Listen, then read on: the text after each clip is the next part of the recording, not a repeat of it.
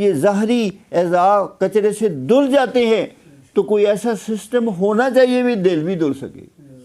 تو جو سسٹم دل کو دھوتا ہے وہ اسم ذات ہے، مرشد کامل کا تصور اور مرشد کامل کی نگاہ ہے، اور عبادت کے جھاڑو ہیں اور اسم ذات کے جھاڑو ہیں، اور شریعت مطہرہ کا شکنجہ ہے، سچا ہے، نکیل ہے، جو نفس اور شیطان کو پکڑ کر شریعت مطہرہ کی نکیل جب نفس اور شیطان جیسے اونٹ کو ڈالی جاتی ہے تو وہ نکیل سے پکڑ کر پھر حق کی طرف اس کو لے جاتے ہیں. تو اس لیے وہ جھاڑو حاصل کرو کسی بندہ مومن سے، وہ کثافتوں کو صاف کرنے والا صابن اور صرف